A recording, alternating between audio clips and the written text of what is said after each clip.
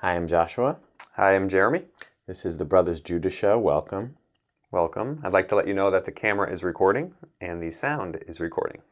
Yes, in our last episode we had a little technical problem, but we should be good to go. So, do you have anything you want to talk about today? Or There were a couple things that I wanted to talk about, but there was nothing too pressing that I felt too strongly about. It sounded like you might have something, so why don't we do your topic? I don't know what it is yet. Well, I was watching Star Trek reruns, as I so often do. I love that.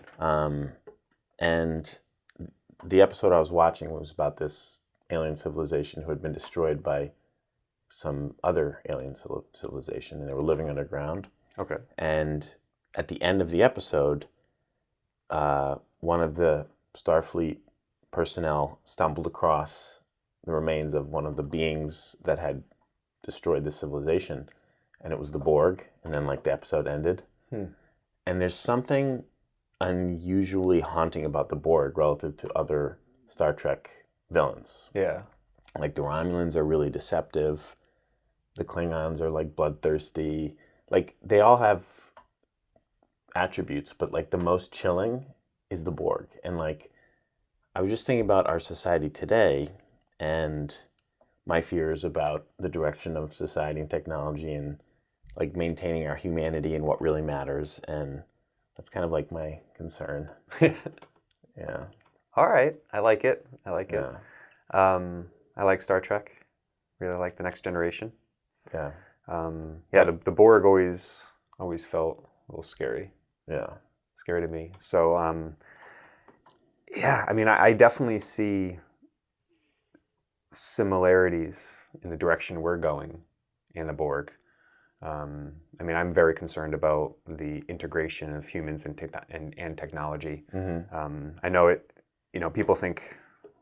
I'm guessing people think. I don't know. Nobody's told me, but I think people think that at some point in time there'll be a choice. It'll be like, oh, hey, do you want to become a cyborg? Do you want to, attach a robotic arm or something, and then we can choose yes or no. And I think it's a much more gradual process. And I think we are actually already becoming, cyborgs in a sense. And the way I see it is, we think a human technology relationship is attached to us. You replace your arm with a robotic arm. But think of it like a computer where you have a wireless mouse and you have a wireless keyboard, right? So it doesn't necessarily need to have a wire that's attached to you. We have our phones. We carry around our phones, whether the phone is connected into your brain with a wire or we see it with our eyes or do voice command. There's still it's really the interface. It's the communication, the interface back and forth between the technology. Yeah. And granted, once we actually do become connected, that's a whole step. That's a whole leap. But whether or not my arm is made of technology, Yeah. and I'm dependent on that, or my phone is made of technology and I'm dependent on that, we still have some dependency on technology. Right now, you're saying? Yeah. Or in the future? Oh, right now we have a huge dependency. Yeah, and I don't like the direction that. Well, I guess we have to kind of talk about business and commerce and capitalism to really talk about this, because my fear is to end up as some form of slave, right, in the physical world. Because right now, would you rather work for a small mom and pop hardware store or a big commercial chain? Obviously, a small mom and pop. Would you rather own a small mom and pop hardware store or work for be a manager at a big commercial chain? Yeah, own a small mom and pop. But because of the way commerce and capitalism is set up, there's a drive towards larger and larger companies, typically, that can sell things cheaper. So just to give you an example, I just changed auto insurance, right? For someone who can't afford a more expensive auto insurance policy and they have to go with a less expensive policy, but it might be with a giant corporation, they're going to be forced at some point, if they don't have the money, they're forced to go with the cheaper option, even if it doesn't align with their values, even if it doesn't, provide the humanity in the service that you're looking for. That's my concern, is having to be forced to work for companies that don't have those values for humanity, or I don't know. Yeah, no, I mean, it's a legitimate concern. I guess there's a couple things. One, we can talk about the technology and the difference between, like, we are dependent on some technology. I mean, in terms of clothing and a house and hammers and nails, and there's technology that we depend on. And I mean, even if we were living in the woods, a simple bow and an arrow that made from, that's still technology. It's just a more primitive one. And what I've noticed is the point where I become uneasy, uncomfortable, and really don't like technology. It happened within the last 10 years or so. And what happened is, it's when the technology almost got a brain. It's when, like, back when I first started working with computers, I felt like I controlled the computer. I took a disk, I put it in, I installed software. It was that software as it was until I chose to take another disk or to make a change. Nowadays, the software does stuff on its own. It's auto-updating in the background. It's changing things. I'll go into my software and it'll now say, you must log in now. It's checking that I still have a subscription. So now I have to log in or something. Or I log in and it's changed. New features pop up to the software. That part of why been thinking about this today is, on my phone, which is a major brand, I'm not going to say the name, one of the two major brands. It doesn't matter either one. And you can probably guess from what I'm going to say. It's like advertising to me. I'm getting pop-ups about things I don't want. And like, yes, right now it said turn off notifications. But I've done that a million times and they keep doing new pop-ups. Well, it's like my operating system on my computer, I've set settings, and then the operating system has updated and reset the settings back to the default. It's kind of like when we were kids and we'd go to the movie theater. There weren't commercials before the movie. No, it was just the trailers, which I liked. You pay for the ticket, you get trailers, which you want to see, and then you get the movie. Nowadays, you pay for your ticket, it's a paid service, and yet they hit you with a bunch of commercials. It's like the Black Mirror episode. But that's my concern. It's the combination of technology with the way the money system works. And I know you and I don't necessarily philosophically view the money system the same, but But here's the thing too. So I know that this is kind of where we disagree, which I understand some on how you feel, but like, there's a service, a music streaming service, where you get it for free and you have ads, or you pay for it and you have no ads. If people paid for it and didn't, they would not get the ads. Yeah, but I paid for my phone, the hardware on my phone. And I pay for the monthly subscription. You're right. Why am I getting ads? You're right. There are a lot of scenarios where you do still pay for it. But just extrapolate. I know. Just extrapolate. And I don't think there's necessarily, I think there's only one answer, which, I mean, I don't want this episode to get too complicated, but I don't think, I don't think like we can stop the progression of the direction on a large scale. I think there's only one solution, but I don't know if maybe we could touch on that at the end.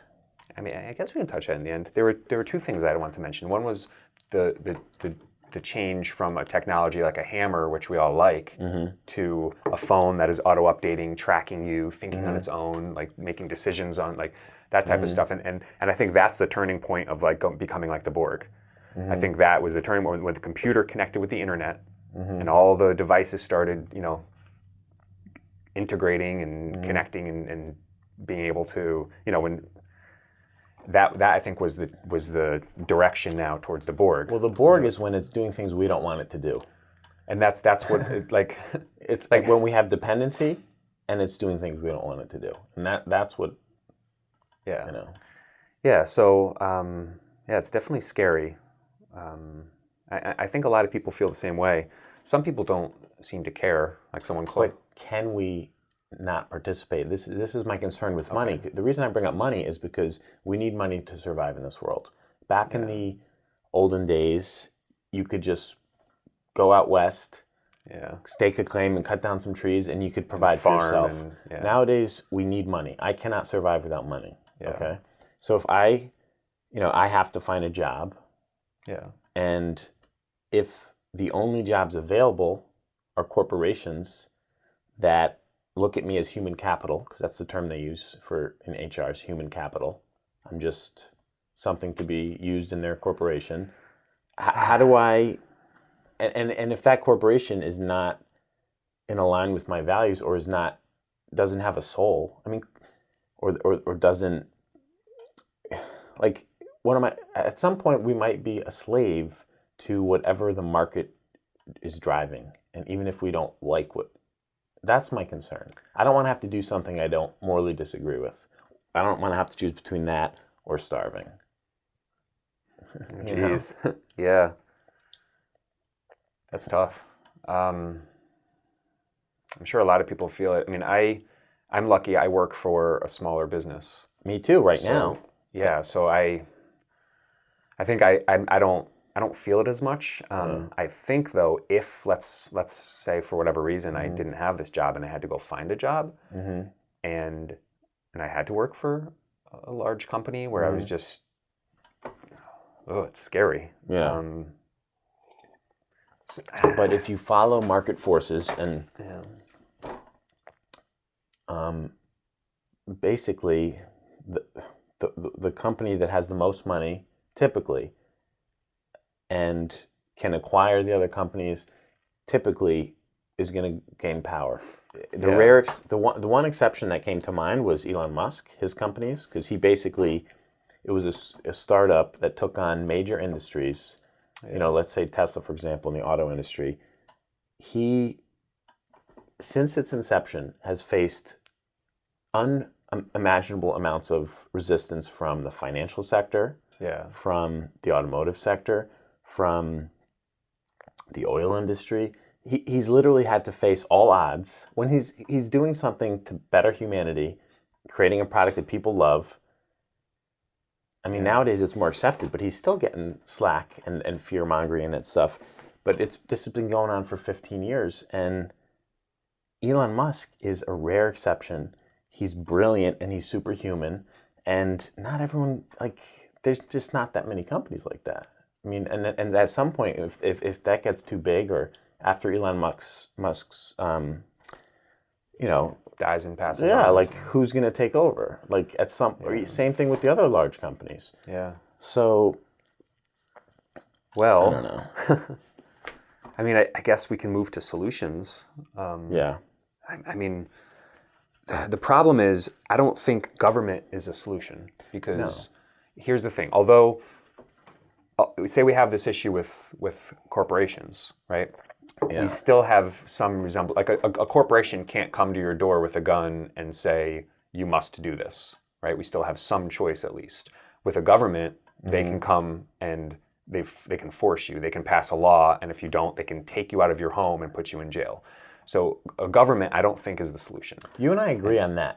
You and I agree on the practical, what's practical, but I think we have slight differences philosophically. But I agree regulation is not the answer, because the people doing the regulating have the power. And also corporations then get in bed with the government. Yeah. And so we don't want a government solution. No. So I think the most freedom is the best practical solution, but it still leads to the same outcome, which is slavery, physical slavery. See, I feel like I feel like we still have some power or choice. I can't believe that that's the path we're headed to. Well, this is a whole other topic that we could do a whole episode on, but whether or not end times is inevitable, because I believe it was prophesied by God thousands of years ago. I believe it's inevitable, so I don't think it's unavoidable. See, but one thing that bothers me nowadays is I feel like when I think of a grandfather, like a great grandfather, somebody from back in the day, I feel like he'd say, "Oh, I'm not giving that guy a dime of my money, even if has a cheaper product, because of morals." Like he wouldn't shop somewhere because he disagreed with their morals. And nowadays, I feel like people don't care. I mean, there is the cancel culture, which I think is not good. Or even if they do, once you don't have enough money to choose, you have to go with the cheapest option. Like my auto insurance that I just signed up for. I had to go with the cheaper option with a company I don't believe in rather than try to find a wholesome company with better values because that's all I could afford. So really? The price was that big of a difference? It wasn't... even if it was $20 a month difference. For people living hand to mouth who are like rationing groceries, not to sound like I'm a pity case, but it's a struggle. Like, it's hard to survive. You could have a regular job, work full time, and it's hard. It's really, really hard to survive. I just had to pay for homeowners insurance. Yeah. Like, my HOA is requiring it, and it's like constantly, how can I cut? Where can I cut? How can I sacrifice? It's, Yeah, I know what you mean. I guess I have a different situation than you. Yeah. I'm not in that situation.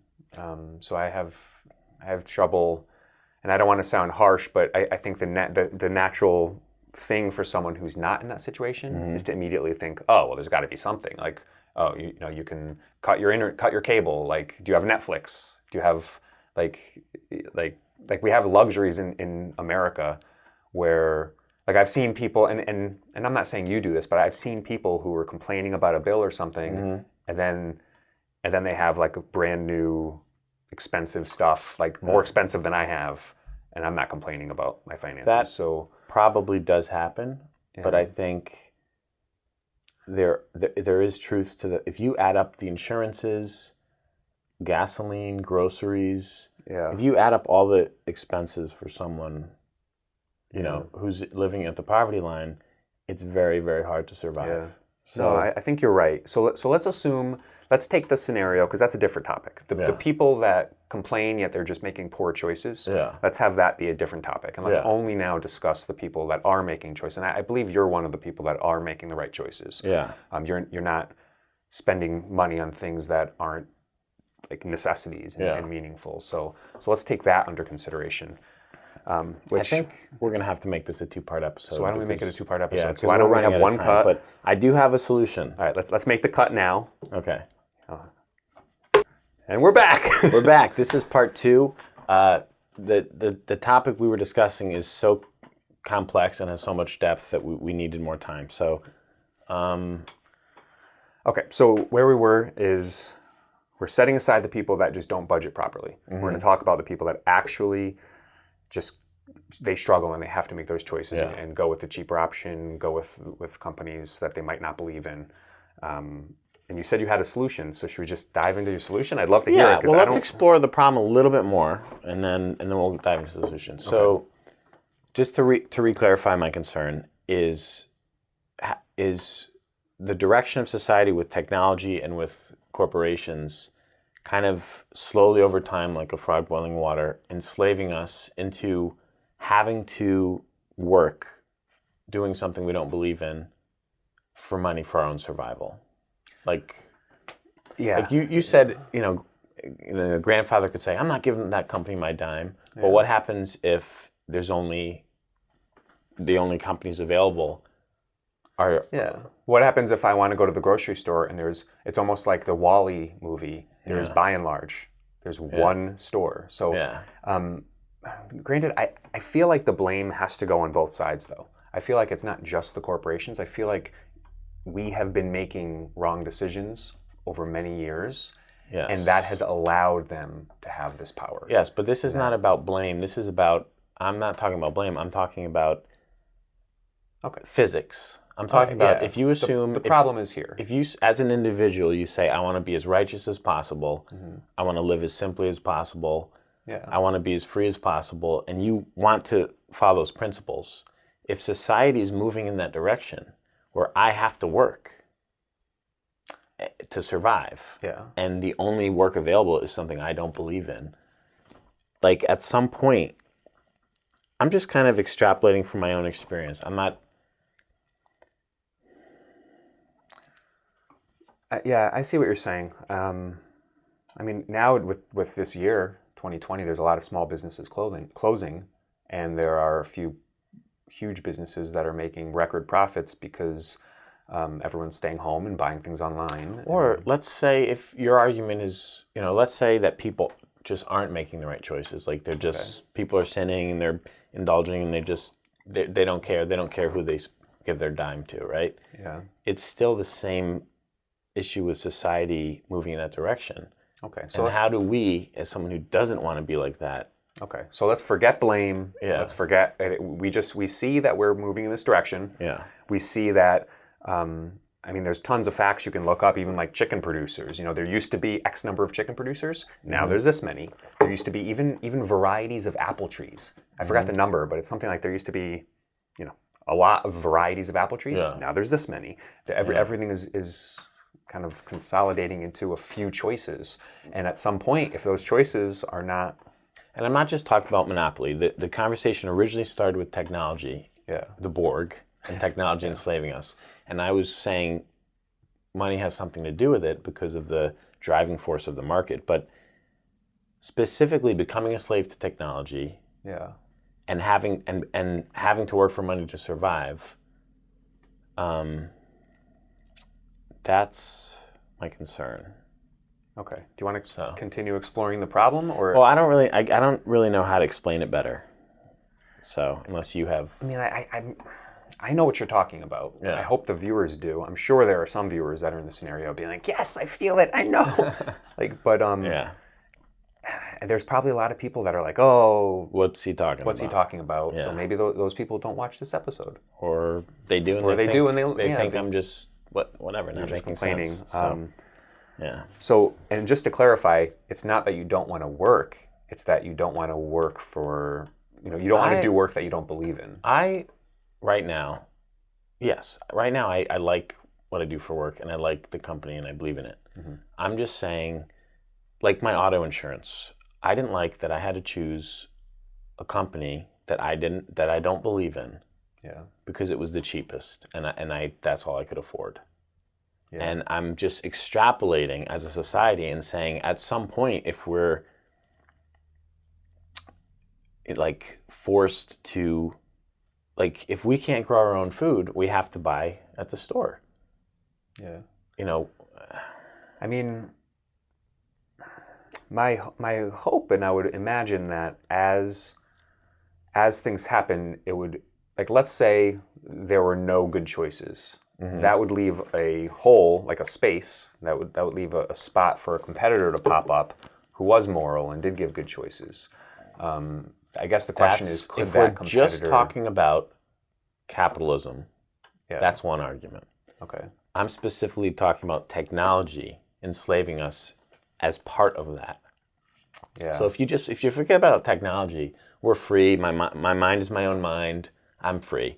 Yeah. But when you add dependency on technology, we're not free. And if that technology is owned by a corporation, they can have control over us. Especially when they control the information that you see, and it's all through their technology. And we're being carefully groomed, like behavior modification.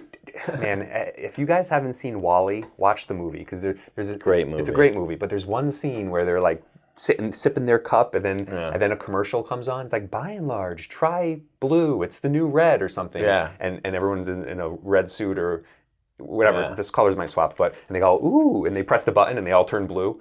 Yeah. I kind of feel like that's a dramatization. That's a caricature of what we are, but we're kind of like that right now. I see trends. It's really weird for me to see clothing trends and hairstyle trends and stuff from when we were in high school to now. And I'm thinking, what causes it to change? People see people on mostly the media, but there are, in person, and they go, ooh, I like that, or ooh, yeah, that's what it should look like. And it's advertising. It's advertising. It's manipulation.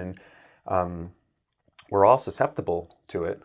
Even me, who I am very particular about advertising. I have a special place of, I don't want to use bad words, but I don't like most advertising. Yeah.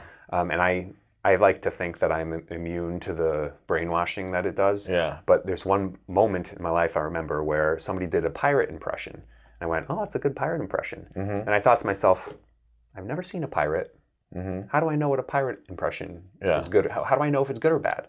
Right? The reason I know, or I thought it was a good one, is because I've seen movies and what they've shown me as pirates. So it's like that's me being brainwashed right there. I'm assuming pirates act like that based on what I've seen in movies. And I mean, as technology gets more and more sophisticated, I got a call the other day. Yeah. It's a robot, it's a Yeah. computer, Yeah. but it sounds like a human, and they're talking, and and at first I don't really know. I'm like, it doesn't sound very natural, so I'll ask it a question. I'm like, well, what color is an orange? And then by the answer, I can tell it's not. It's a at some point I called an insurance company. This was maybe a year ago, and I had already heard about the virtual assistants and the virtual, whatever. I literally couldn't tell if I was talking to a human being or a computer. I couldn't tell. Their voice was dead. They sounded soulless.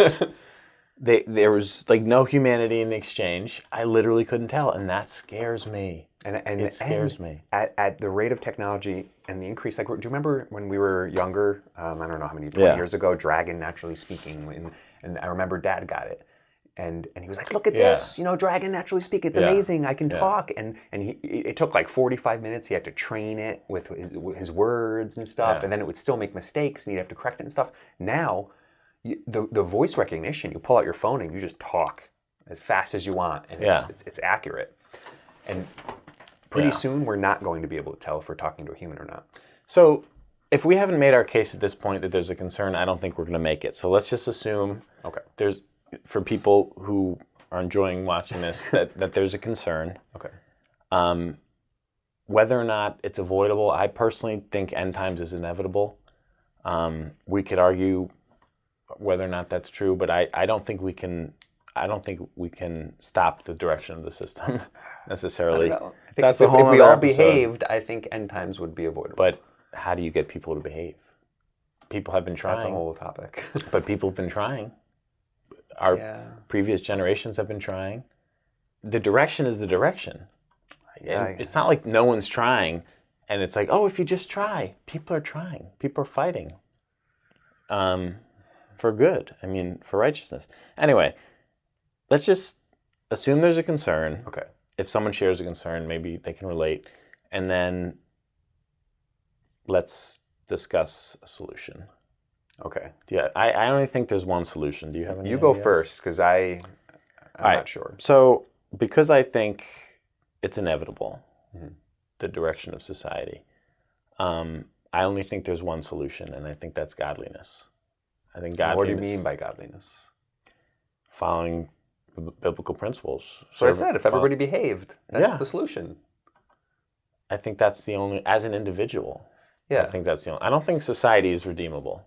I think the oceans are going to turn red, everything in them will die. Oh, so you're saying, even though it's happening, it's kind of like an episode or two ago where you talked about being in the chaos and the fire. So you're saying, although it's going to happen and it's inevitable on a societal level, as individuals, the solution for us is godliness. I don't want to be a slave to a robot. At some point, the corporations will be able to have robots do the work for us. They're not even going to need us for the work. The end goal is our soul. The devil wants our soul. So, it's a grim episode. I know, but there's an optimistic note.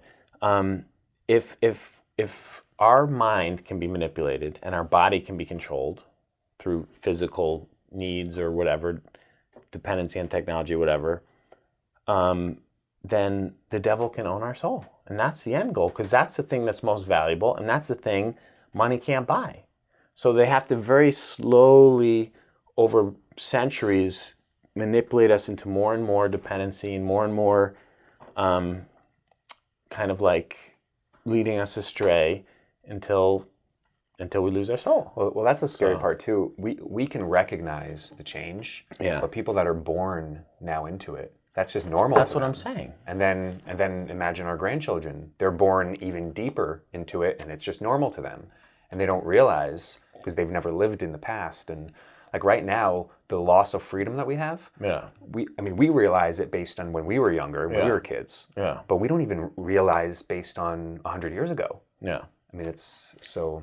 And that's why I think the only solution is following the Bible, the principle, following God. God told us what to do. Okay, so that's actually kind of similar to what I wanted to talk about. Okay. So what I was going to mention is I lately, I don't know what lately is, year, couple years, 5 years, 10 years, something like that.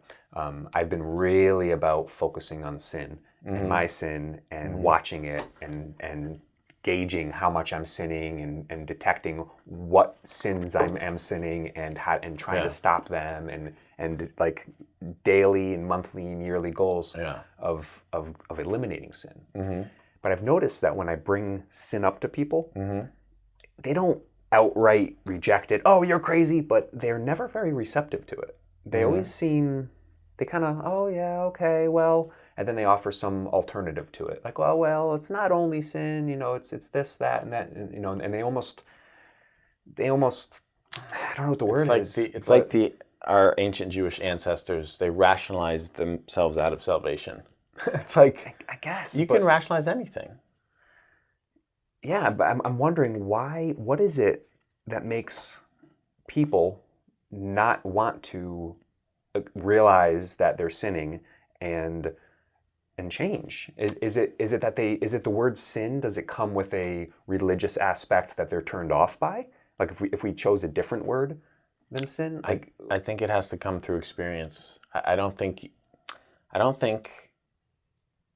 you can necessarily reach people through head knowledge unless they're open to it and receptive to it. I think the way the vast majority of people learn is through suffering and kind of being forced to learn through their own experience. I mean, that doesn't mean we shouldn't say what's true, because then they could still recognize it. Yeah. I mean, people can learn through the experience of others. If you see By someone example. if you see someone do something, I don't know, play with a rattlesnake and get bit, I mean, you can then learn, oh, I'm not going to do that. Yeah. So, but there's something about when someone does something wrong, and I think they know it's wrong, but they still want to do it. Like it's pleasurable. Let's say it's an addiction or something that they're doing, some sin, whether it's an addiction with lust and sex or drugs or gluttony or gossiping or whatever it is that they do. There's something that I've found that people don't seem to want to stop it. I don't know. I mean, there are people that want to stop it. There are a lot of people, but I feel like when I talk to my friends, they're not very receptive of it. Yeah. I don't think people largely really change until they have to. So you think it's like, I don't know, take a until they get the negative consequence? Yeah. Well, until they're forced, like, unless someone's just really, really, like their intention and their focus and their mission in life is to be a good person. Yeah. Like, if someone's just out in the world and their mission is to, like, make more money and get girls or whatever. Yeah. Like, whatever their drive is. But maybe that's the problem. Maybe they're distracted. Maybe society, maybe right now everyone is distracted with all this stuff where they're... I know, but if someone's sinning and you say, oh, that's sin, and they're like, oh, well, da-da-da, and they just have this rationalization, how do you penetrate that? It's like, I mean, I'm discussing this from an individual concern of what can I do? Yeah. Because I don't want to be a slave. Okay. All right. So Okay. then maybe my topic's a different topic. So yeah. And I think for me, like, the Bible talks about sacrifice. It talks about poverty, like basically, being poor and caring for your neighbor and sacrificing the material pleasures and the pleasures of the flesh and this and that. And as I see people becoming more and more enslaved in this physical world and even mentally, and to technology and to whatever, I think individually for me the only solution is sacrifice, to just live, like sacrifice things in the material world, live on less, live more simply. Like, that's the only way I can stay free. I have to just keep giving up the things of this world. I mean, yeah. And that's, personally, that's the only solution I see for myself. You do get sucked into the material world, and it does enslave you. Yeah. It does. Not that I live a lot in the material world, but I've noticed, like, as you get things, then you have to store it and maintain and pay it and this and that, and then you have to worry about it not getting damaged, and it does suck you in. And the Bible says, like, woe to the rich. Like, Jesus said, it's harder. It's easier for a camel to go through the eye of a needle than for a rich man to get into heaven. Yeah, but we can rationally say, oh, well, I'm going to make a lot of money, but then I'm going to use it for good, or like, but can you really? But I don't think there's anything wrong with being rich. I don't think. No. As long as you keep a mindset that you're a shepherd of the money and the resources, and you use it wisely. This is a whole other topic that we disagree on. Like, the money system, we're going to have to do a whole show on the money system, because you and I have a lot to discuss on that. But let's not even call it money. Let's just call it material. Let's say you're a farmer, material wealth. Whether you have a small farm or a larger farm. Like, that's a separate topic. Okay. All right. Okay. The Bible says to give up the material world, the pleasures of the flesh, live in poverty. It says it over and over again. Blessed are the poor. It says it over and over and over again. I'm just saying, at some point, I'm at a point where I'm experiencing that. Yeah. At some point, people might experience that, where it's like they have to make choices, and sacrifice is the only option. If they want to maintain. This is a whole other. We have to end it. There's a whole other topic, and I do want to discuss that with you, though. Yeah. Maybe in the next episode we can talk, because I think we do have a slight disagreement on that. Yeah. But do we do a part 3? I feel like we're not done with this. I don't know. It's gonna click any second. Well, is there more that you feel you want to talk about, the solutions? I don't feel like I'm really. I don't feel like one more cup, and we're back. We bit off more than we can chew with this, because now we're on the 3rd episode. I still haven't made my point. I feel like I've been rambling. Yeah. Even though I do feel like we're rambling a bit, I think if people are still watching after this amount of time, I think they understand what we're talking about. So we did bring up a few other topics that we probably should have episodes on their own. So going back, concise about the problem. We do see there is a problem with the direction that we're going. Technology combined with the companies getting larger and larger. And I think it's not just the size, because there is a benefit to the size in terms of ability to distribute. I think we should just talk about money, because I think that's keeps threading into the conversation. And about money. Yeah, because that I think that's a point we can disagree on. That is a point we disagree on, but that's a whole other topic. Do you think it's required for us to come to a solution on this topic? Well, I already said I think the solution is following the Bible. Well, I agree that the solution is that as well. Yeah. So, but that doesn't. The Bible doesn't say you're not allowed to use money. No, but when you read the Bible over and over again, it's very clear about the material world. Read James 5, warning to the rich. Well, I agree it's clear on not seeing money as more than a simple tool, or not desiring money, not it's kind of like the whole idol thing, not having money be your God as opposed to God being your God. It's definitely clear on that. So yes, that is a solution, not to have money or God. No, I'm not saying just not to have money is a solution. I'm saying following biblical principles is a solution. Yes. And I think part of that is not pursuing money. I would agree with you. Yeah. Yeah, I would agree with you. Yeah. But it's about the intent. So it's like using this example. the Brothers Judah show. If our intent is to put out good content, have good discussions, come to, help solve problems, help other people, that's good. Whether or not money comes along with it, the intent is there. Yes. If our intent is just for money, then that's bad. But if this is what we were doing for a living, I'm not dependent on this show to make money to survive because I have a day job. And we're not making any money. No.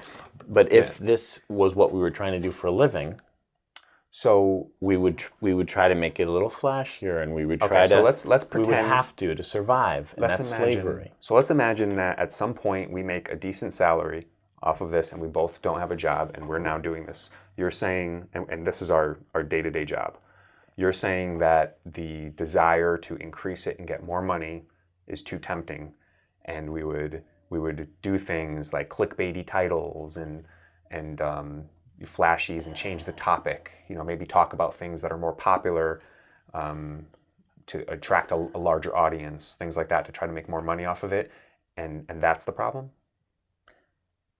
No, I think the issues that I've raised are just too complex to really kind of do justice what I'm trying to say.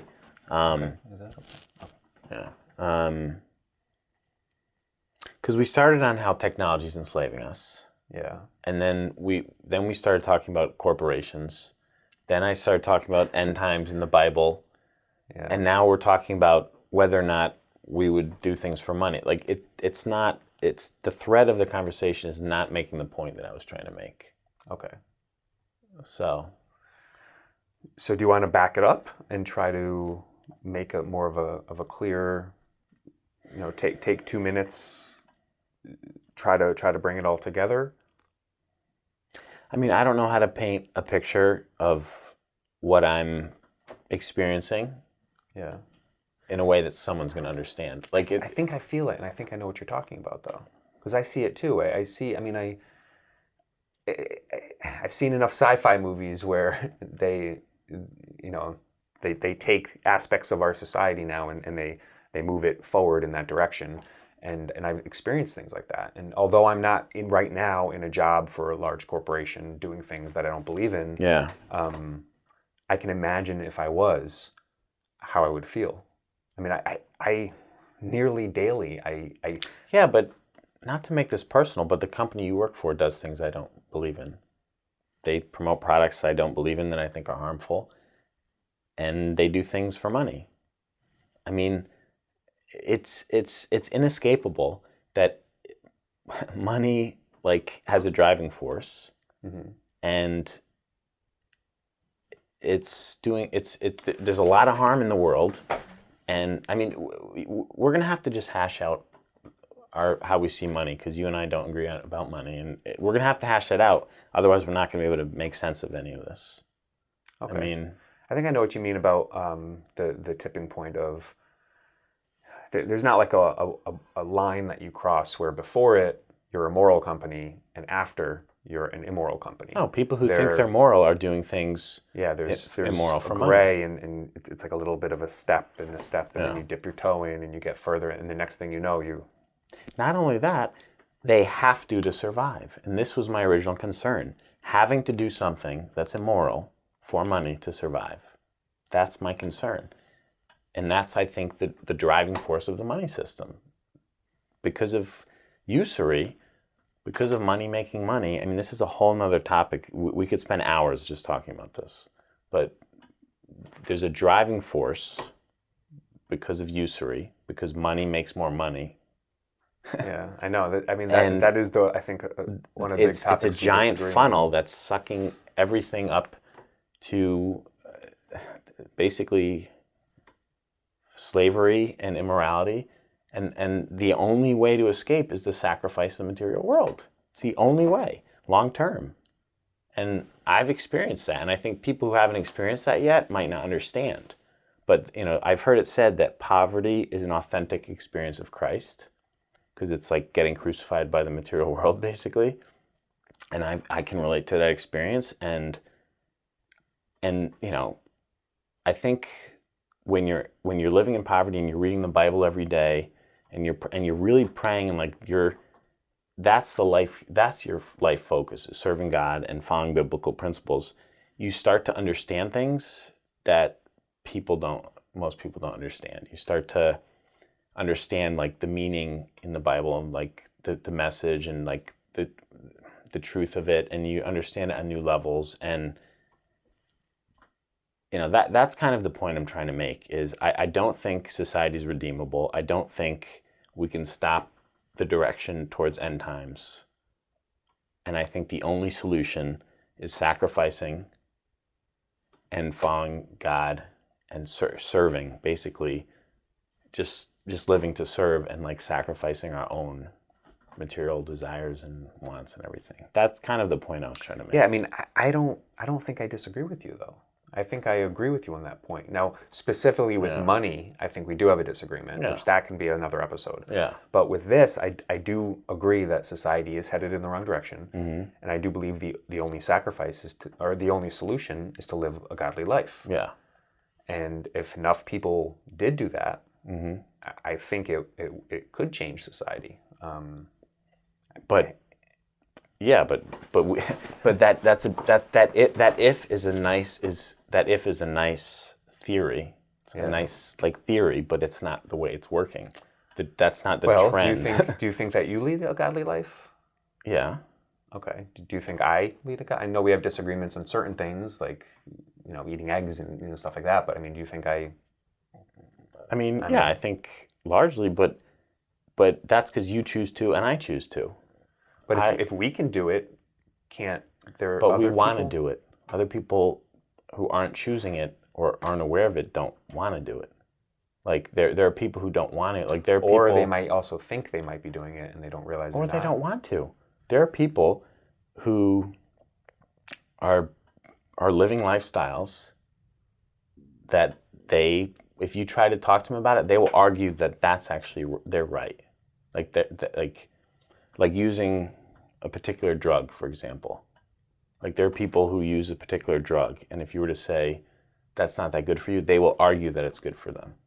Like they want to follow that path. Well, I know, but even I remember someone was smoking cigarettes, and I said, it was back when I was either a teenager or in college, and I said, that's not good for you, and she goes, oh really? I didn't know it wasn't good for me. Thanks, I'll stop now. Yeah, but cigarettes society has accepted as good for you. No. Other drugs cigarettes? Society is not good for you. Okay. But marijuana, which is being legalized in many states, many people will argue is good for you. And I don't want to touch on that topic because it's not a topic I want to go into. But there are many, many, many people, and I've met them, who think that is right and good and what they want to pursue. So that would be about my point, that there are people who think they are doing good but might not be. That's a judgment on whether it's good. My comment about the girl who was smoking cigarettes, she knows it's bad, and she's still choosing to do it even though it is bad. Yeah. But the point I'm trying to make is we can't stop them. I can't stop people who want to do whatever they want to do. Yeah. I mean, people do whatever they want to do, right? And you and I can't stop them.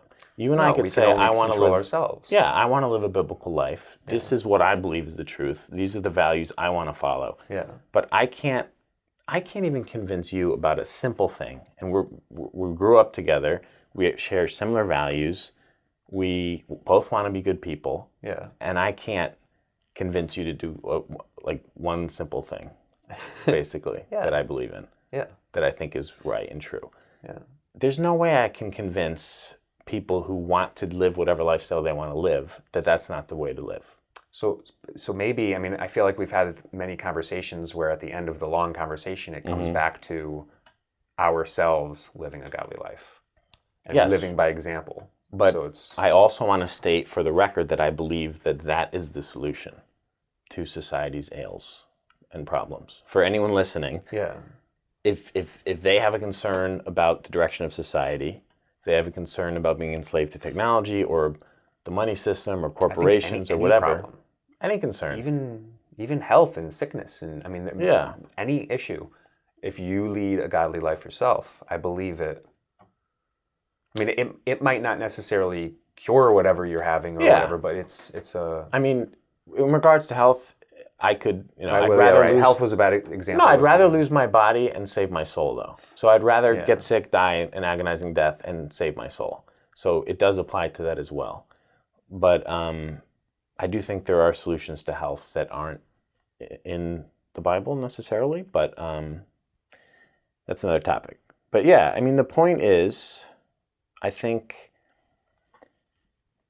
that's the only answer. So let's say people say, okay, you guys convinced me. It took 3 parts, 2 cuts. I'm sorry about the cuts. They say, you convinced me. I want to lead a godly life. Well, now it's, how do you lead a godly life? Mm-hmm. I mean, I guess, how do you lead a godly life? I mean, now it's not just what is godly, what is right or not. Is it good to drink this? Is it good to do that? Because leading a godly life, you ask 2 people who are religious, both say they're, even just narrow it down, besides the different religions, narrow it down to just Christians, right? 2 different Christians believe different things, and different. I mean, that's why there are different sects and different. Yeah. Man, this is a never-ending topic, man. We could just talk about this for hours. I know. I mean, there's no harm in us talking about it. For the people that want to listen, they'll listen. For the people that don't, they'll click off the video. Or I know, but I don't want it to just be coffee talk. I want it to be very practical, I don't think intentional. this is coffee talk. Yeah. Right now, the thing is how to lead a godly life. I mean, my answer would be to read the Bible every day. Okay. Pray. Try to develop a relationship with Jesus. Okay. Learn about Jesus. Learn about who he was. Yeah. Learn his teachings. Learn the behavior he modeled, and try to follow it. Yeah. I mean, I originally came to Jesus through. I read a little bit about the first couple books of the New Testament, and I started trying to follow his behavior, and I tried to be like Jesus. Yeah. And someone would cut me off in traffic, and I would get all angry, and I'd start swearing, and and then I was like, whoa, like that's not how Jesus would be reacting. And as I tried to follow Jesus, I came to the conclusion that it was impossible for me to be like Jesus completely. Yeah. That there was no matter you can get closer over time. Yeah, but I came to the conclusion that no matter how hard I tried, I always fall short of Jesus' example. He's the measuring rod. Mm-hmm. He's the basically what we're being measured against, and every single human being who ever lived or ever will live falls short. And that's when I came to accept Jesus as my Savior and became a Christian. So, but I think even though you fall short, you can still try to get closer and closer. Kind of like if I go halfway to the wall and then halfway again and then halfway again. You're still closer to the wall. But you never get to. You'll never get to the wall, but you're still closer. Yes. And I'd much rather be closer than farther away. Yes. So I mean I agree with everything you said. Mm-hmm. I think a simple thing for people that may not have read the Bible, may not have understand or know his teaching or thing. Mm-hmm. I think one of the most simple things that I did was in every moment, every choice that I started making, I would think not just about myself and what I want and the desires, but I would try to think, I mean, it's like the golden rule of treating others how you want to be treated. So in any interaction with someone else, I would think, oh, how would I, if I was that person, how would I want to be treated? And that helped a lot, kind of putting myself in the other shoes, and then also thinking about beyond the immediate pleasure. So like the immediate pleasure of, oh, I want this cookie, or oh, I want this, or oh, I want to get mad at that person. It's like kind of taking your mind out a little bit and thinking about the bigger picture. Yeah, it might feel good to yell at that person that cut you off, but does that really help things? That's a key distinction, is shifting from my will to what's God's will. Yeah. Like that's a very key shift, I think, in how we live our lives and the path that we're headed in. Yeah. So. Yeah. I think, well, maybe we can have more talks with specific examples on how to lead a godly life, because I really do. I mean, think of all the conversations we've had at dinners, family dinners at home and stuff, where we talk about problems and stuff, and then it comes down to the solution is we just have to behave ourselves. We change ourselves, and then hopefully it ripples outward. Yeah. If we're leading a good example, then we have an interaction with a cashier, they pick up a little bit of it. Every interaction we have, we kind of exchange our energies back and forth, and then the younger generations too, the kids, the better we are, they then see that, and then they grow up and model that behavior. Yeah. So ultimately, it's us changing ourselves. But like our grandparents' generation were much more faith-based and modeled that behavior much better than we do. Yeah. And each generation is getting further and further from that. So that goes back to my original point of how end times is inevitable. But I think we've exhausted this topic over 3 episodes. Probably. And if it doesn't make some semblance of kind of understanding at this point, it's the best we could do, at least for some today. Nuggets in there. Maybe in future episodes we'll be able to articulate it a little clearer. Yeah. So. All right. Well, I hope you found this enjoyable and maybe thought-provoking, and I hope there's some value in it for you. So, take care.